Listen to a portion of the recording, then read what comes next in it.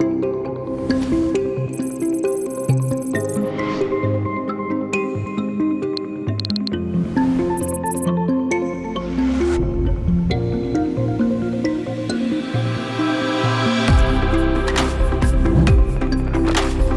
morning, everyone. I'm very happy to be in this enlightened and positive crowd. Happy Friday 13th. I hope we can come up with positive ideas how we can cope with what we're witnessing. I'm very happy to be part of this group of inspired and very well-experienced colleagues. I'd like to invite first on stage Mr. Camille Ammoun. He's a policy advisor, activist, writer, and very engaging conversationalist. Architect, urban researcher, activist, urban monitor, and so many other neighborhood monitor and very proactive citizen. And last but not least, Mr. Bachir Moujaes, architect, urban designer. He understands cities with a heart and with a creative mind that he will talk about today. تفضل.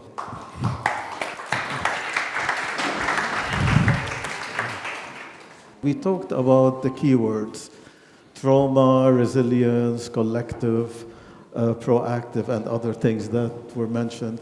And I'm very happy that Dr. Talia set a very positive kind of and well-grounded basis for our discussion today.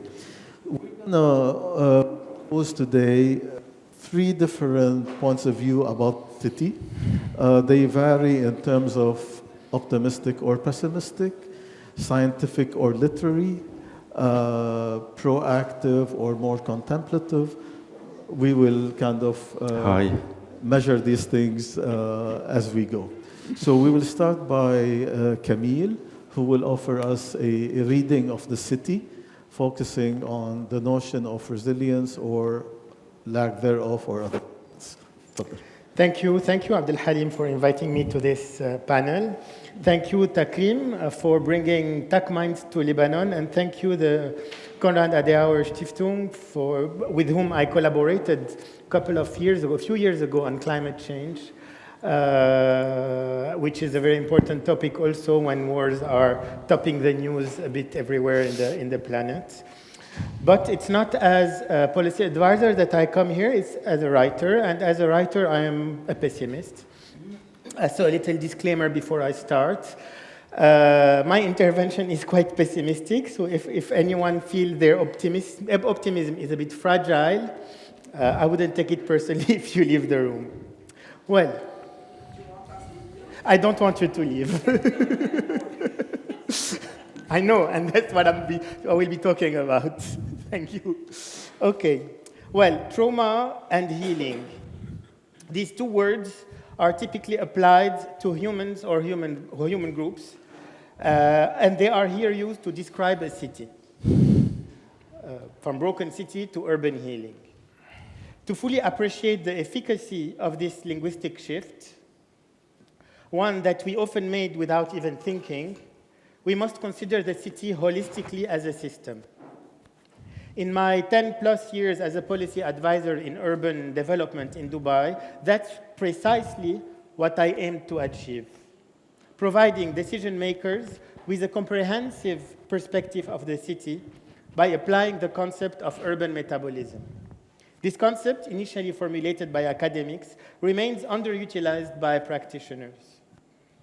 In simple terms, the idea is to view the city as a living organism with the objective of enhancing its metabolism by addressing three elements: the flows of materials, inputs and outputs, the shape of the city, urban planning, the processes and behaviors of the machines and people that constitute and transform the urban fabric.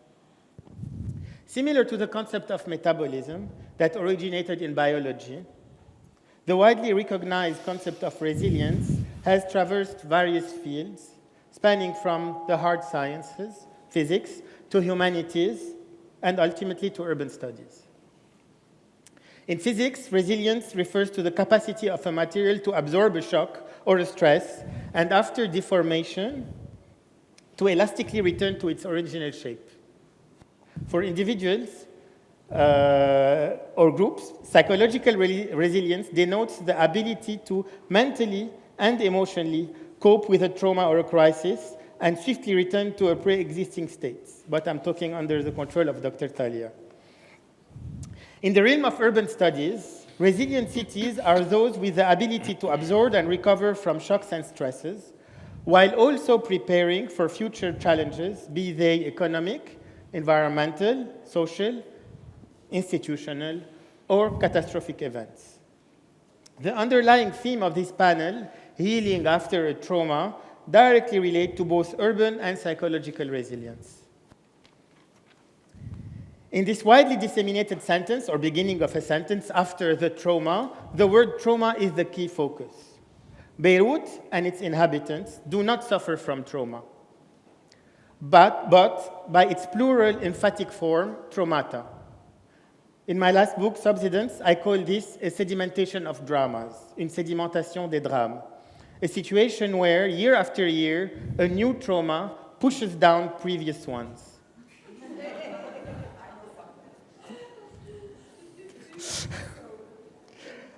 After the trauma, now the other word, after. Well, there is no after, as long as the men, because they are mostly men, responsible for the most brilliant heist in the history of banking, the man whose actions, inaction, or incompetence led to one of the largest non-nuclear explosions in history, the man responsible for an economic crisis characterized by the World Bank as one of the 3 worst global crises since the 19th century, the men who are currently, as we speak, pushing the city and the country to the brink of war and total destruction. As long as these individuals continue to hold office, retain the capacity to influence decisions, or more frequently obstruct them, any attempt to discuss the potential for healing, whether on a human or urban level, remains an inherently absurd endeavor. Also, when the geographical center of the city transforms into a deserted periphery, when public services and utilities such as water and electricity have completely failed, when the entire city relies on diesel and fuel oil, among the most polluting fuels, resulting in alarming air pollution levels that silently kills hundreds of citizens. When Beirut's urban metabolism is in a terminal condition. When even a modest urban intervention, such as a small piazza in Mar Mkhayel, becomes infeasible due to the entrenched forces of inertia within the city. When the urban fabric cannot regenerate itself or prepare for future shocks or stresses, hindered by factors like corruption, clientelism, and financial urbanism. In such circumstances, the discussion of resilience, be it human or urban, becomes an impossible challenge. I couldn't continue enumerating further examples. Perhaps one day I would, but this exercise would undoubtedly be disheartening. In the current dire situation, the word after, in after the trauma, should be replaced by during. And the word trauma should be substituted with its emphatical plural, traumata. During multiple traumata, this is the reality that Beirut and its residents are facing today. In this situation, resilience is unattainable, and the initiation of a healing process remains out of reach. In my view, there has been a pivotal movement in the age-old myth of Beirut's resilience, the city that has been destroyed 7 times and rebuilt 7 times, much like its legendary phoenix, which has each time stubbornly risen from its ashes. These narratives ceased to be effective after August 4, 2020, when on social networks, in various conversations, we began to encounter sentences such as, no, we are not okay. We are not phoenixes. We are not resilient. Acceptance of suboptimal temporary solutions with significant negative externalities. acceptance of suboptimal temporary solutions with significant negative externalities. That's where Beirut and Beirutis are today. And this is not resilience. This is not healing. As a policy advisor in sustainable urban development, I employ the metaphor, as I said, of urban metabolism to approach urban challenges with a holistic and interconnected system, mirroring the functionality of a living organism. And the city, as an inherently human construct, serves as a compelling subject for literature to explore questions of human identity and our contemporary zeitgeist. It encapsulates the full spectrum of our contradictions, varied lifestyles, profound existential inquiries, crises, fears, bold innovations, great accomplishments, and most miserable failures.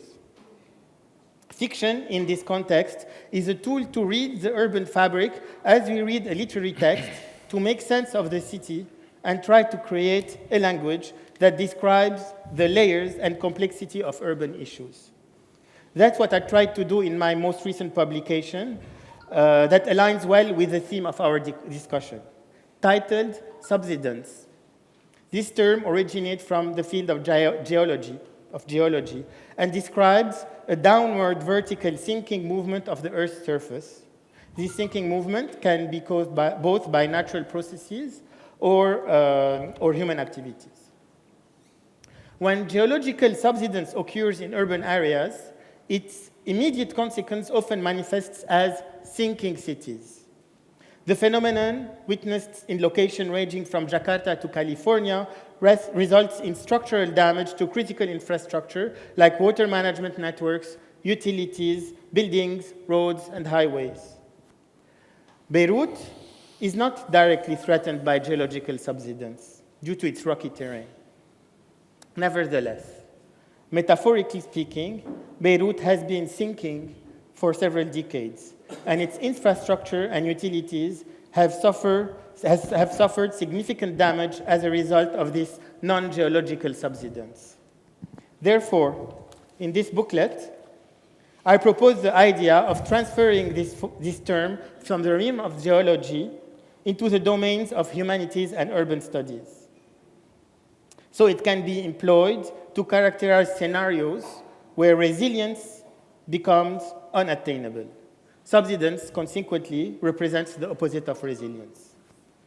As we examine the deteriorated infrastructure and utilities of Beirut, along with some of its striking abandoned buildings like the Holiday Inn, the Mer Tower, or more recently, the port silos, and when we contemplate the city in its entirety, we could be witnessing the consequences of a subsidence. However, in this context, subsidence is not a geological manifestation. Rather, Beirut's subsidence is a complex interplay of political, social, economic, societal, and psychological factors. In a single word, it's fundamentally human. I see you're all still here. Thank you.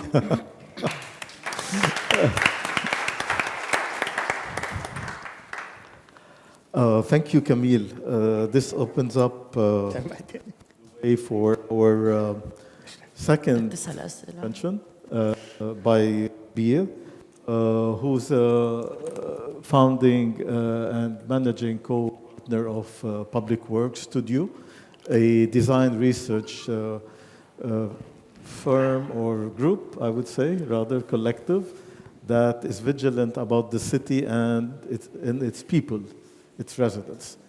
I had a question for you, Camille, about how can the notion urban metabolism kind of feed into moving forward within collective trauma.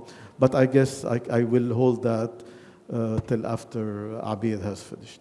تفضل Abir. Thank you. Good morning, everyone. Thank you for the invitation and for having me here. I'm actually finding it very difficult to talk about healing this morning while the Israeli troops prepare for a ground invasion of Gaza. to use the words you used, it's very difficult to heal without peace. And I will actually add it's very difficult to heal without justice. Justice for Palestine, justice for the 17,000 Lebanese who disappeared in the civil war, justice after the Beirut explosion, and justice for every single person who suffered from the oppressive regimes we live under. So I will try to talk about what justice means in Beirut's urban landscape. What is it to heal in Beirut and in Beirut's neighborhoods, Beirut's residents, especially under the politics of destruction that we have been living under, I would say, since the 50s. I will start with these photos that I took when I was 10 years old in downtown Beirut. It was the first time me, my mother, and my sister were able to set foot to the historic city center. So you can see the destruction from the eyes of a 10-year-old who took these photos.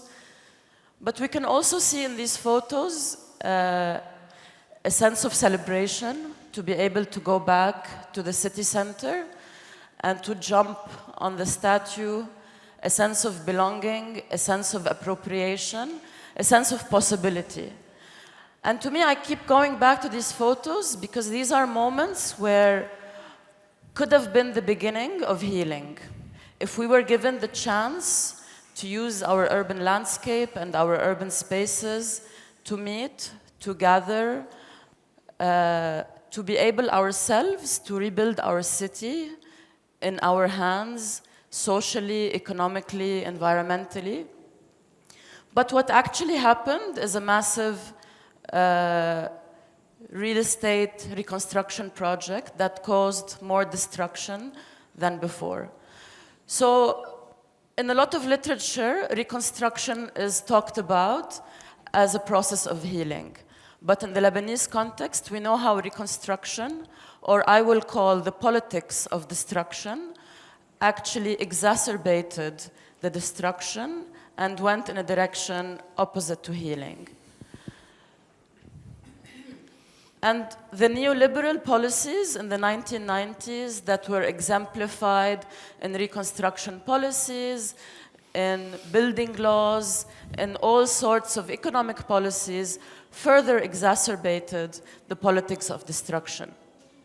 What I mean is that we ended up with a regulatory framework that actually enables destruction, enables the destruction of the old fabric, enables the displacement of people to pave the way for a neoliberal city at the expense of its residents, which is a process contrary to healing. And what I'm saying is this was made and embedded in the laws we live under.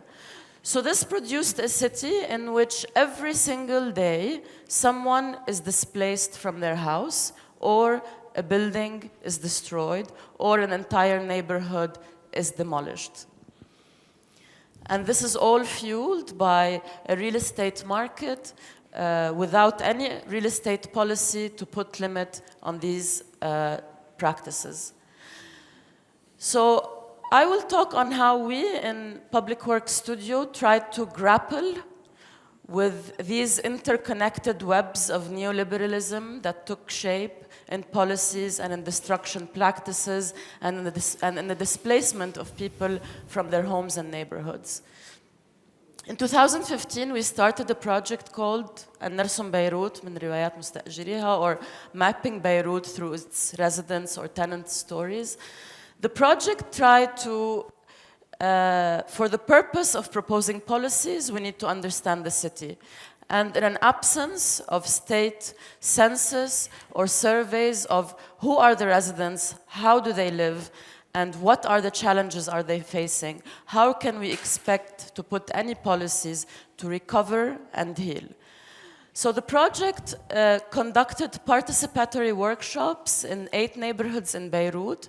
These workshops the purpose of which was to engage the youth residents as well as students, as well as a large community of city dwellers to actually be engaged in understanding their neighborhood and surveying it.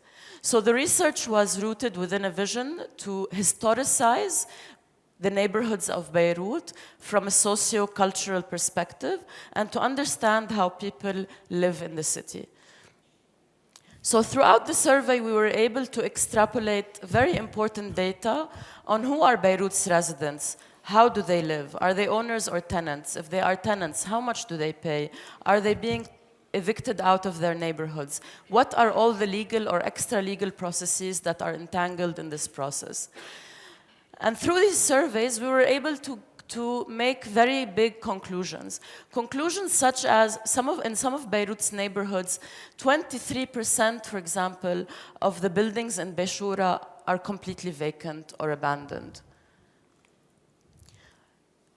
The results of the survey also showed how in Tariq Jdide, in a small neighborhood in Tariq Jdide, for example, 62 families were evicted during the time of the survey, which was the span of 3 months, and 98 families were threatened with eviction. It also showed the scale of destruction. So this was also a mapping of the destruction that was taking place in Hamra, one of which was the Edison building. I'm not sure if you all remember it, on Bliss Street.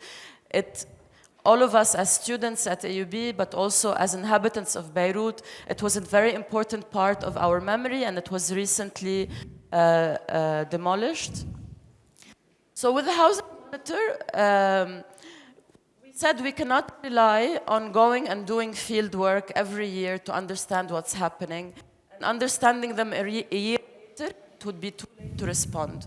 So we launched the housing monitor. The housing monitor is an online platform, hotline. So people call on the hotline to report any housing insecurities or any destruction happening in their neighborhood or any threat of eviction. So the hotline was launched right after the Beirut port explosion so that people would call and they would get legal, social assistance with any housing issue they are facing. So the hotline is open for people to report. Ever since it was launched in 2020, we have dealt with more than 900 cases of housing threats, giving legal support through a housing legal task force, and offering technical support and legal support to anyone who was reporting on buildings in threat of destruction. So this is an overview of the reports that we receive. So people who are either threatened with eviction, who can't pay rent, who can't pay the housing loan, who report that there's an empty building or a building that's about to be destroyed, and so on. These are some of the posters that were distributed in Beirut to inform about the hotline, and this is the number of the hotline. And the reporting can also happen online. So all of these cases are referred to the Right to Housing Legal Task Force, which is a group of lawyers and rights activists who offer legal and social support. But also this goes down to the neighborhood, where we do a lot of community and neighborhood meetings and gatherings to talk about these violations and how to collectively face them. And all of this also goes into reports, and these reports are extremely important to be able to inform policymaking as a crucial point in the process of recovery of a city. And so this is also an example of of a recent building also in Ramat al-Bayda that's threatened with destruction. It's made up of 21 units where 21 families used to live, and today only 5 remain. Why I presented the housing monitor? Because to us it was a tool to try to deal with the destruction, with the eviction, with the displacement that we are facing on an everyday basis in the city. And to resist these evictions or destructions is one way of trying to deal with trauma, with healing, and with reclaiming a city that we want to remain in, that we want to build memories in, and we have the right to remain in it as one of the main rights of staying in Beirut and healing. خلاص حوقف. Thank you. No, you still have 4 minutes if you want. Ça va? ماشي الحال. Okay, this is good. We can use the extra time to engage in a quick conversation before we proceed to the third presentation with Bachir. Abir, basically, the gist of what you're telling us today is that policy post-war is a cause of trauma. It's one of our adversaries. In your monitoring and direct action, that is the first step. It's kind of reacting to by action. But I want to bring in Camille's notion of urban metabolism here to start thinking, how can we operate for the longer term? I mean, yes, direct action is important because damage is happening, and to use Camille's metaphor, there's more sedimentation of trauma and problematic decisions and actions. But how can we envision something beyond direct action? I mean, I'd like you to kind of reflect together for a couple of minutes before we proceed. What I presented is it's reactive, but it's also resistance, because we're in a mode of defending ourselves as a society under the regime we live under. We're in a constant mode of self-defense. But throughout this self-defense, there is production of knowledge. And production of knowledge is extremely crucial so that we're able to have a conversation on what type of policies do we want to fight for. Because long-term change means policy change. And so we are demanding for policy change. So is Silvana, so is a lot of people throughout, by calling on the rights of very specific communities and city dwellers, we're calling for policy change. But to be able to change these policies, if I say today, I want a right to housing law that's able to protect and do 1, 2, 3, I need to make sure that everyone in the room is with me in lobbying for this housing law. We will not be able to do any legislative change or mobilize for any legislative change if we as a society do not have a shared vision of what city we want and what country we want. And this necessitates that we are able to have conversations, that we're able to organize, but not only us, a group that comes from a very specific class, we need to engage with all city dwellers. And this is why we're trying to utilize all sorts of tools. Neighborhood conversations, conversations with MPs, conversations such as these. But the important part is we need to have a shared agenda for what city we want. And I think this also sort of connects with what you were trying to say. Well, urban metabolism, I have to take back my policy advisor hat. And as a policy advisor, I am less pessimistic than I am as a writer, because if I was pessimistic as a policy advisor, I wouldn't advise on making any policy. So urban metabolism is, as I said, a way to look at the city as a living organism in order to improve its metabolism. So there are flows of materials, inputs and outputs. Let's take an example. If the output is, for example, CO2 emissions or plastic waste, we can change the metabolism of the city in many ways in order for it to produce, to emit less plastic and less CO2. And that can take place at several levels. The inputs, we can, for example, import less CO2 intensive goods or plastic goods. We can change the shape of the city, urban planning. For example, well, there are many examples, but changing zoning, densification, cycling lanes, all these interventions, all these policies would decrease CO2 emissions. We can change the processes, and in processes I say machines and people. A process is, for example, taxing plastic bags is a policy, so people will change their behavior accordingly. Taxing is not the only way to change behavior, it's the most obvious one, but there are others that are much more efficient. So you change the behaviors of the behavior of the people collectively is a process. You transform the process in order to make the city less emitting plastics or CO2, etc. It's really like yourself. You eat less, you lose weight, you make sports, you feel better. So you take actions to change the metabolism of the city. And looking at the city like this allows to identify clear objectives and all the interventions that can happen at every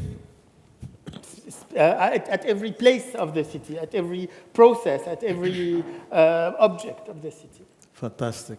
This perfectly paves the way for Bachir to visualize for us how action can be at the scale of the city and the neighborhood, and how kind of creative minds can be part of the process rather than on the ground, rather than just envision and wait for others to apply them. تفضل Bachir. Thank you. Thank you, Abid.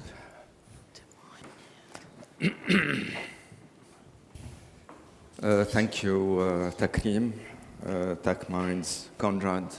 Thank you, everyone. This is this city. We may love it, we might hate it, but we're passionate about it.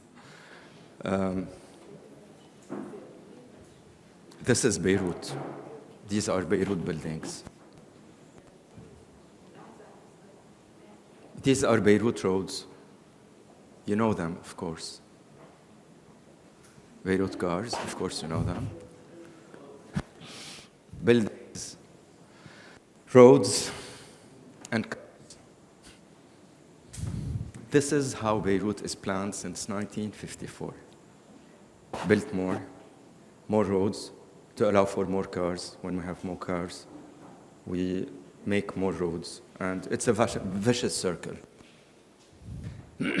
Two codes regulate Beirut. في قانونين. The first one is at the city scale. This is what we call قانون التنظيم المدني, the urban code. We have a code. The city is planned on the city scale. We put zonings, we put densities, we regulate how much we can build, not how we can build. On the other side, at a different scale, we have the construction code in البناء. So we have two different scales that are codified, that are regulated, and somewhere in between, there is something which is a missing link between these two, what I call the intermediate scale or in-between scale. It's our neighborhood scale. It's our street scale. It's our everyday scale. We live in a city on a daily basis without a regulation that deals with this. It's about the city ground floor. And since I'm an architect, I used a lot this word. It's a ground floor, but it's a city ground floor. It's not just a building ground floor. So let's look closer at this ground floor of the city. This is a road, and this is a street. There is a slight difference between a road and the street. But everything happens here. A road is for cars to allow them to move. A street is for things to happen other than cars as well. It's a mixed thing. بباوسوا بعضهم على الطريق. Streets like Hamra, Bliss, Jemaize, or Guru, Badaro, Marilier, so many streets that we like in the city. Why we like them? Because they have a very active street life. This is why we love them. And people make the street life. It's not a building, it's not the zoning of the whole city. The people will make what we call the street life. So urban life occurs at ground floor. This is what happens on a daily basis. This is how we interact with our city. People love street life. It's wrong that when we say that we love our car, give us the space to walk, and we will walk.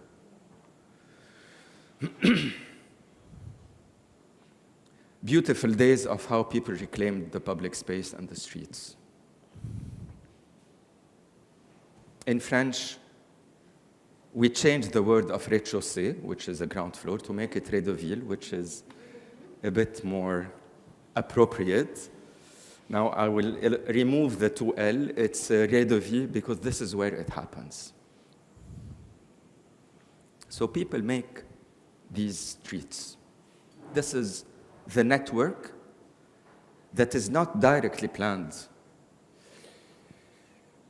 And street life makes the city.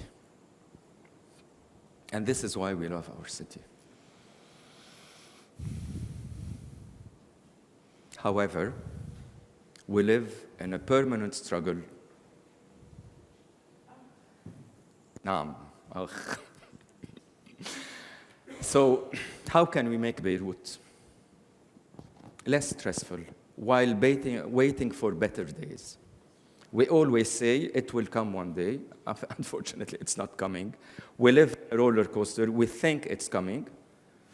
It's not something that we can feel. But today, can we make it less stressful, at least to be able to wait for better days? Can we make it more livable? Can we make it more pleasant? If we don't like the city, we don't have to be here. A friend of mine, Ariella Masbonji, she's Grand Prix de l'Urbanisme 2016 in Paris, in France. She used a word that everyone can understand. It's not a very complex word. La ville patiente. And the editor, who is a serious one, Le Moniteur, accepted to use a kind of dairy word because there are tools to make the city a better city. The image doesn't show any buildings or beautiful streets or shopping streets. It shows people, as simple as that. So with the tools that we have, we can act on the city. Obviously, urbanism is an urban act. Architecture, for architects who don't understand that they are doing the city, they're not good architects, I'm sorry. Architecture, every single building is an act in the city. Real estate, we know that. Urban economy, of course, we're acting on the city. Public governance, when it exists or not, it influences the city. It's a kind of what we call the top-down approach. Culture is an urban act. Art is an urban act. Street businesses are urban acts. Grassroots actions are urban acts. And this is, we might find solutions when we're looking downwards, going up, instead of being pushed down. Where is Camille? وينه Camille? فتش عليك. So if we cannot do great things, let's do small things in a great way. Maybe we can do something. So let's think about doable urbanism. Pop-up urbanism, like pop-up shops, startups, like things that can be initiated. Do-it-yourself urbanism. Every one of us can be an urbanist. Repair urbanism. real-time urbanism. I don't want to plan my city for the next coming 25 years because I don't know what's happening tomorrow. People-centric urbanism and grassroots urbanism. So many words that are, that are inside what we call tactical urbanism today. Tactical urbanism has 4 pillars. It is a small-scale urbanism. It's low cost. With very small budgets, we can do amazing things. It's a fast track. It happens tomorrow. It's short term. We don't have to keep it in the city. It's like this phone that is very complex, but without applications, it doesn't work. Applications, we can download them for free for a few days. If we like them, we keep them. They are not very expensive compared to the hardware that we have. So the city is here. The infrastructure of the city is here. How can we make it more proactive? Think big, act small, and short-term actions may lead or might lead for a long-term change. Tactical urbanism shines in times of crisis, and we live in a crisis today. Why Beirut? Because it's a real-time lab for tactical urbanism. So many things are happening, so many hidden opportunities that we can find in the city, these all leftover places in the city. I selected few projects that have been already done by students, by professionals, by people who are neither architects nor urban designers, by people who love their city. A place to sit in the city, a book exchange in the street, relaxing places in a street to say that we can enjoy the street without paying money or eating or drinking, beautiful shading devices in the city, some pods that were created to create like shelters for fishermen, a way to read the history of the city through real lenses in the city, music benches, hanging gardens, reusing these things that are used for security to other purposes, and so many things that can make these small changes. I teach at ALBA. We try to work a lot with the students on this. They discovered amazing places in the city, like the water tanks in Ashrafiyeh. It's a slab of maybe 5,000 square meters of concrete, and nothing is happening there. Small streets that can become really attractions for neighbors. So many things that do not cost a lot that can really improve our daily life. Under the bridges, walkways, hangers on Raushe. It's a very poetic installation by the students. Working on the ring since 2019 to see how the ring can become, instead of a place of separation, it might be a place of reunion or gathering. So many things happened since August 4. Beirut Heritage Initiative, thanks to them, so many buildings were restored. Live Love Beirut, a great guy who started with picturing Lebanon 10 years ago, who ended up rebuilding the city. Rebirth Beirut, another NGO who lit back our streets. All the small businesses that came back, street events that bring something that we thought have been lost forever, but it's not. This is the spine. This is ground zero, and the spine has been hardly hit by the explosion. Another work by the students to re-inject what has been destroyed after the explosion, finding new places to work with on the streets, street parkings, sidewalks, stairs, empty lots, so many small things that have a huge potential of change, to create actions that we find in a normal city. These are things that happen in a normal city, I would say. Using recycled material, cheap material, and building something that is kind of a matrix to create a new place in the city, a new infrastructure. It's not asphalt, it's places to meet. We have places to express, places to plan, places to play, places to connect in the city. So, I don't know if it's true or not.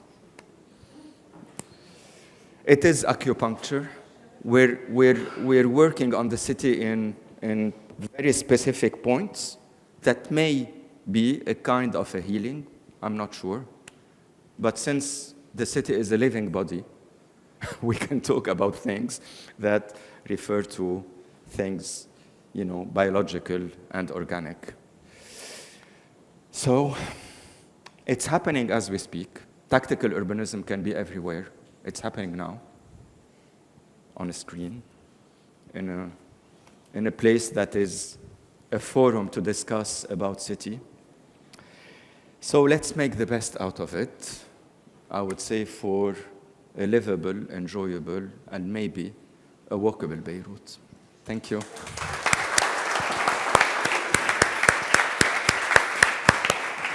Thank you, Bachir. To open the discussion, I propose two questions to all three of you.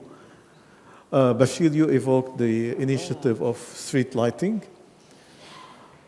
How does that figure in terms of collective healing? Is it a good or a bad thing? And the second question, which is more to the public, and I would like to benefit from the presence of Ms. Shadia here, is can tactical urbanism help us relook at the Marum Khail Plaza? So street lighting, good or bad? Very simplistic question, but I know there's more to it than that. Yeah, street lighting, good. Definitely good. But when I say that we accept the acceptance of suboptimal solutions, street lightings with private generators that produce diesel is a suboptimal solution. It is a solution. It's good to have light in the streets for everything, for security, for safety, for mental health, of course. But we are accepting suboptimal solutions. Abir, Bachir, any thoughts? Street lighting as a right, not as a خدمة زبائنية. No, in my neighborhood, some politician came and he put street lighting. Okay, it's fine, but I'm not happy with it. Street lighting, very good, definitely, but it's a right. It's not a favor that we just accept. This is my comment. Street lighting. Rebirth Beirut is a great initiative. I think what they have done is amazing because it started with traffic lights, because it was a danger not to have traffic lights.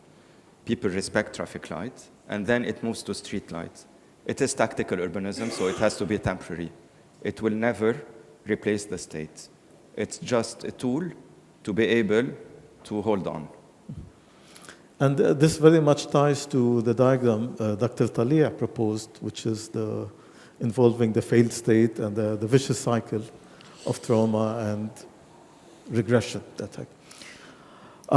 We can pick up on this. Bachir, we've had this discussion, and in a way, we're revisiting tactical urbanism and pop-up urbanism and all the variations, people-centered urbanism, following the controversy of the aborted project in Marum Khail Plaza at the end of the Ghulam Stairs, where there was strong local resistance, which I believe was politically motivated, but this is not the subject of the discussion today.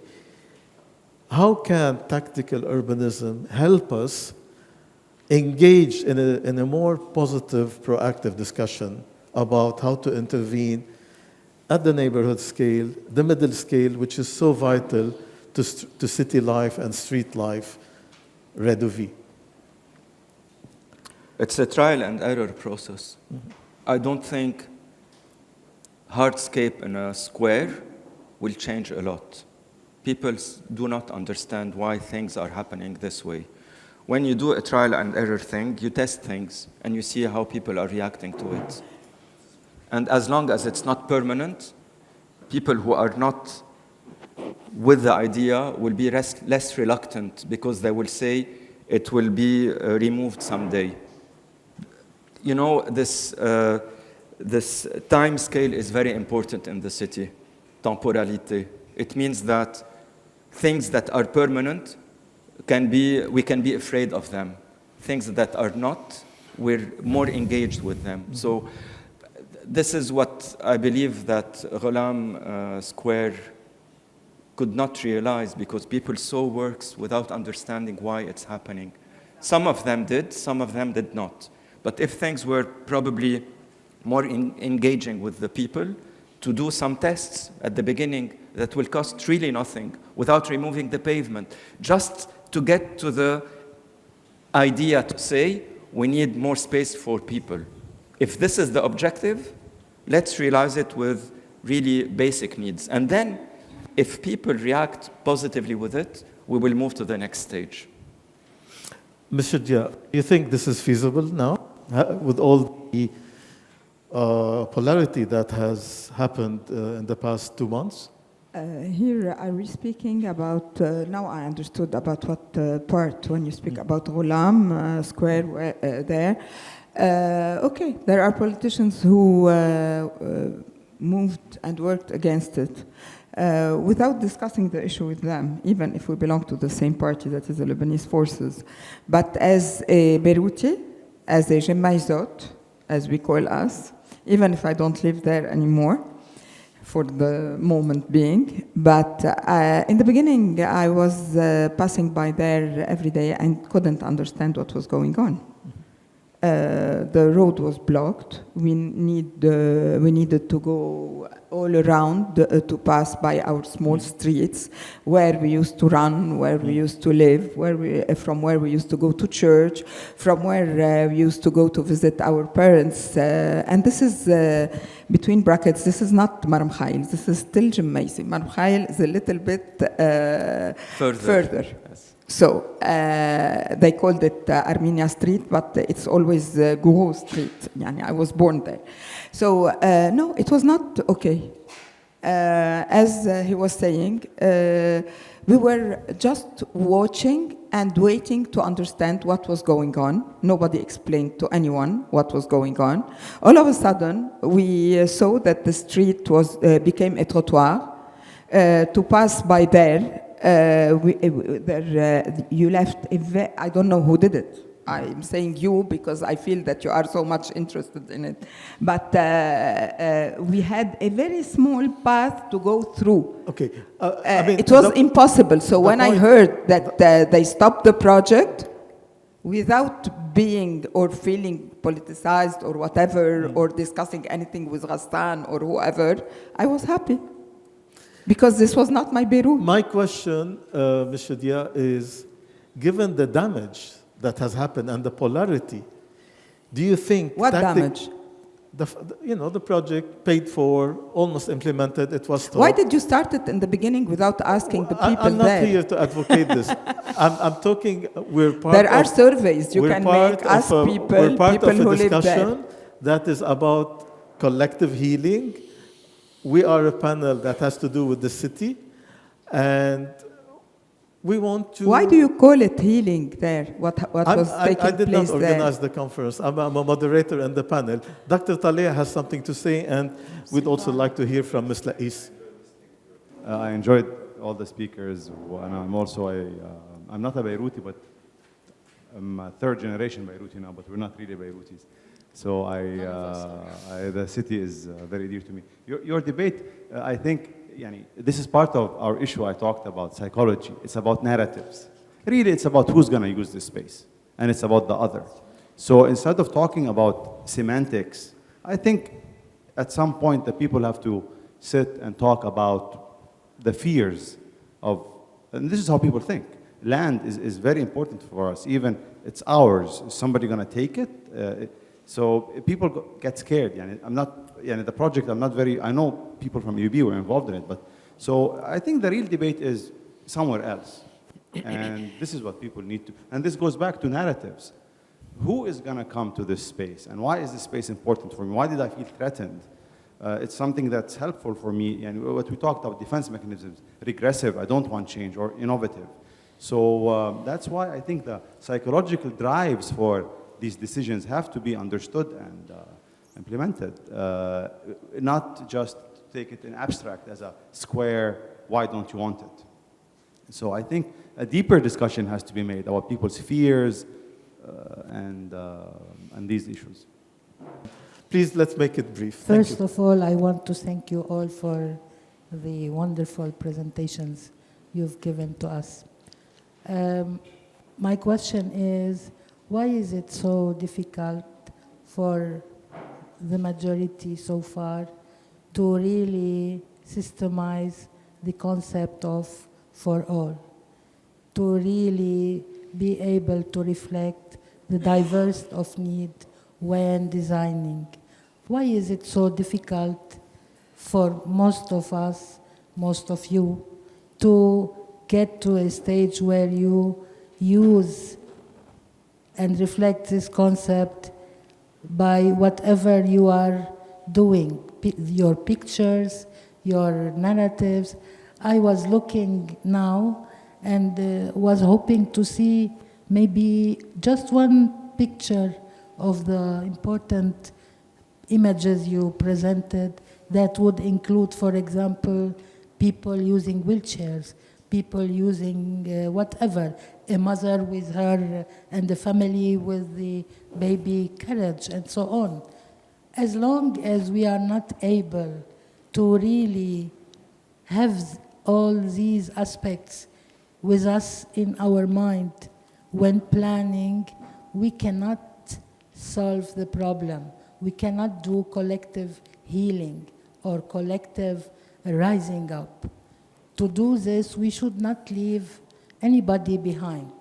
Absolutely. And so far, we are leaving a lot behind. Yes. 45%, according to the international indicator, of people who reach beyond 60 years old have a type of disability.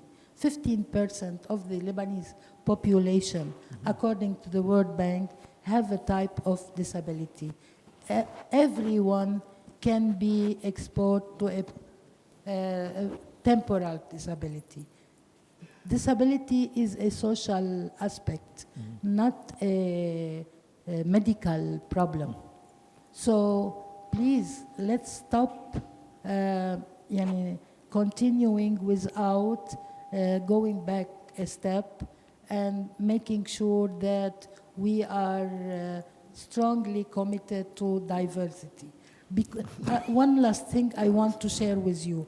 Just not long ago, few days ago, even UNESCO and UN Habitat have announced an application for rebuilding part of Marmkhayel where we have the rail, used to have the railway, without putting in the conditions any word, any criteria to talk about accessibility. So how can we rebuild for all if we are not sticking to this? I know it's not my time to talk, but it's an opportunity I don't want to miss. I don't want you to miss, because I'm sure you want to work for all. Thank you. Thank you. I'm at the level of universities and the order of engineers and architects.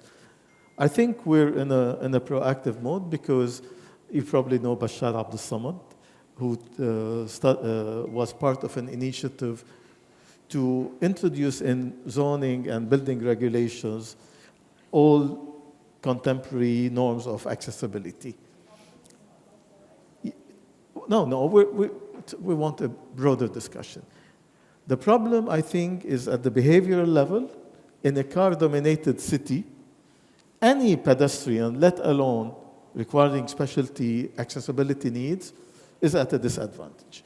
Yani, implicit in Bashir's presentation, when he showed a city for cars, it excludes more than the percentage you have so kindly offered. So, at the root, behaviorally, and in terms of policy we keep talking about, we're still at a very primitive level. Maybe on paper, things are improving, but we have a lot of work to do. I don't know if you would like to add anything to this. We're out of time. We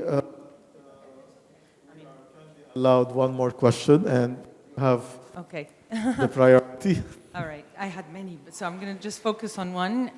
It was really refreshing to see your presentation. First, the realization of the uprooting, and then looking at how we can bring down this image of architecture coming from above upon people, and then trying to use urbanism to bring back the healing. The question is, how common is this among other architects? Are you grouping together to multiply this effort? Or is it staying within universities only and with fresh minds that are still in university, and then when they go, none of these initiatives stay? We still underestimate the power of such tools. It's very scattered initiatives that we have today that exist. They need to be canalized into something that is more strategic, because as long as you have these dots in the city, they will never talk to each other. Definitely, we need something that will bring them together. So it's a very primitive thing that is still really at the experimental level, I would say. But it's proving with time that it's very efficient, especially in times of crisis. Would you consider making it more of a movement? Yes. Yeah. It's, since Abd is here, he's the director of the School of Architecture at ALBA.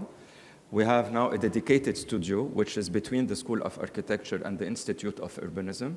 It's a common ground between the two schools to deal with this type of work. It's a dedicated studio that has, it's part of the curriculum today. Thank you, everyone. Thank you, Camille, Abir, and Bachir. Thank you. We've had lots of conversations before. This is a milestone in our conversation, and I know and I hope that we will have many, many more to come. Thank you very much.